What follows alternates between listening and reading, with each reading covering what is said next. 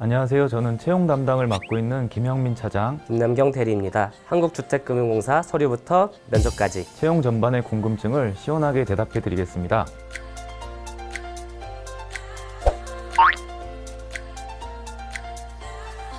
특별합니다. 공사의 기본적인 채용 절차는 서류 전형, 필기 전형, 1차 면접, 2차 면접 순으로 실시됩니다. 여기까지는 보편적인 채용 절차이지만 올해 필기 전형을 1차 객관식 시험과 2차 논약술 시험으로 나누어 실시하고 1차 면접에서 PT, 심층, 상한 면접을 실시하고 있어 특별하다고 할 수 있겠습니다. 이거는 내년 1분기에 답변을 드릴 수 있을 것 같습니다. 인력 증원 상황이나 퇴직, 육아휴직 등으로 발생되는 결혼을 고려해서 채용 인원 및 일정을 확정짓기 때문입니다. 다만 코로나라는 전 세계적인 재난으로 아무래도 채용의 방향에 대해 고민이 있었는데요. 공사의 경우 필기시험은 별도 예비고사장을 마련해서 유증상자분들이 응시할 수 있게 하였고, 면접 전형의 경우 면접장 밖에 냉난방시설과 화장실을 갖춘 화상면접용 캠핑카를 임차해서 당일 유증상자분들이 대면 면접과 동일한 환경에서 면접에 응시할 수 있도록 했습니다. 코로나가 장기화된다면 앞으로의 채용은 공사 체험형 인턴에서는 이미 시행하고 있지만 비대면 화상면접이 보편화될 수도 있다고 생각합니다. 또 토론 면접 같은 다수가 참여하는 면접 유형은 지양하고 가급적 응시자 한 명에 대한 면접을 진행하는 다대1 방식의 면접 유형들을 많이 운영할 것이라고 생각이 됩니다. 없다.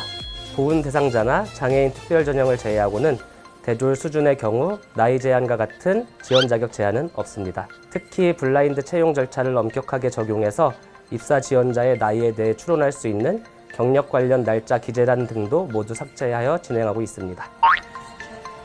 공사의 2021년 자기소개서 평가 기준은 직무능력 기술, 지원 동기, 인재상 부합도, 조직문화 이해, 공사 업무 이해, 고객지향 마인드, 그리고 공익지향, 이렇게 총 7가지의 평가 항목으로 구성되어 있습니다.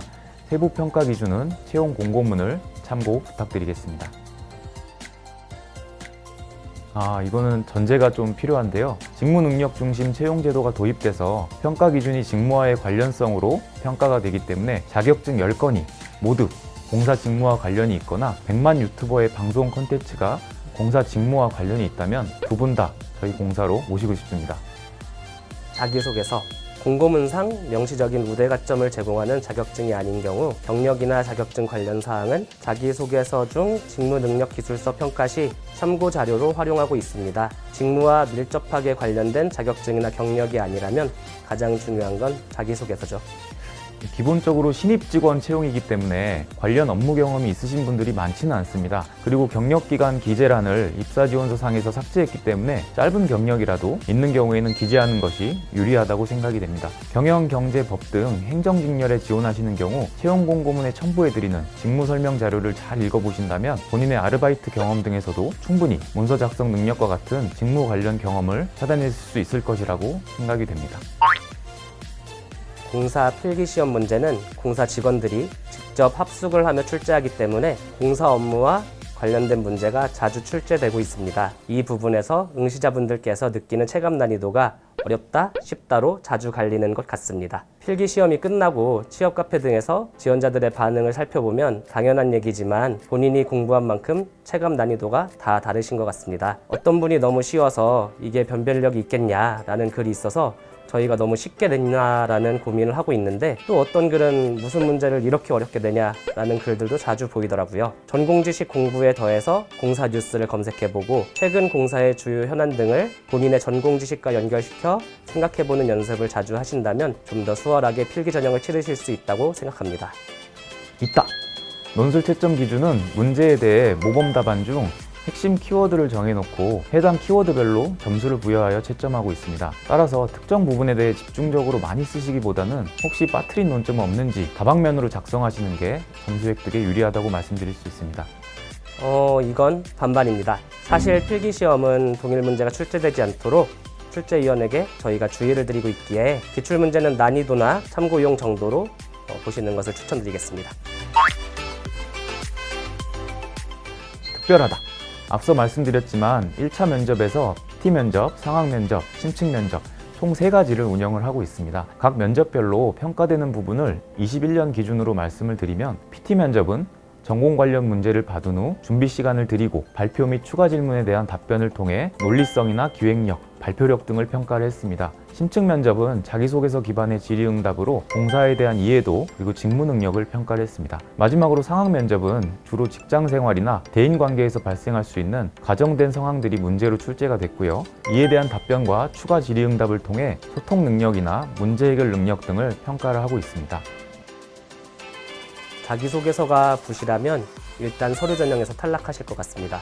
다만 상대적인 관점에서 우수하게 작성한 지원자보다 부실하게 작성한 경우에도 1차 면접 전형에서는 필기 전형 점수만 30%가 반영되고 서류 전형 점수는 영향을 미치지 않습니다. 또한 1차 면접에서 자기소개서 기반의 면접은 심층 면접에서만 실시되므로 PT나 상황 면접을 우수하게 보신 경우라면 서류 점수 순위와는 반대로 역전이 가능합니다. 실제로 서류 전형의 순위와 면접 전형의 순위가 일치하지 않는 경우가 많습니다.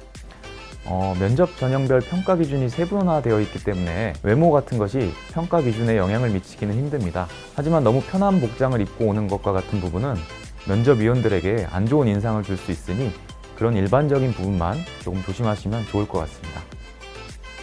이건 면접 괴담인 것 같은데요. 면접 시에 질문을 많이 받으면 떨어지고 적게 받으면 붙는다 같은 소문은 저도 입사 준비했을 때 들었는데요. 공사의 면접은 면접위원들이 볼 수 있게 타이머를 설치해놓고 응시자별로 면접 시간을 철저하게 준수하고 있습니다.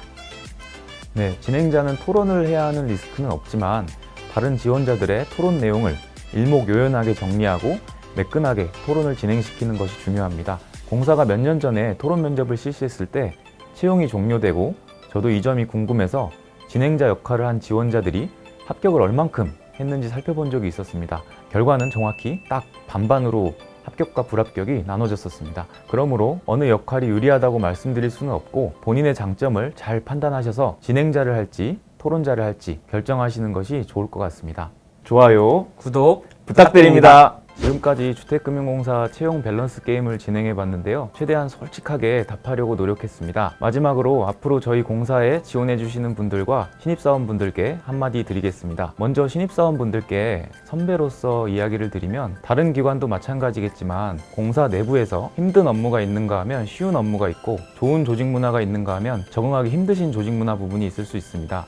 채용 후 첫 발령지의 업무나 특정 조직 문화의 단면만으로 공사에 대해서 판단하시기보다는 좀 더 경험을 해보시면 본인의 적성에 맞는 업무와 긍정적인 조직 문화들을 충분히 발견하실 수 있을 것이라고 생각이 됩니다. 입사 후 힘드신 부분이 있다면 저나 아니면은 다른 좋은 선배님들도 많이 계시니까 적극적으로 도움을 요청하고 같이 해결해 나가면 좀 더 즐거운 공사 직장 생활이 되지 않을까 하는 생각이 듭니다.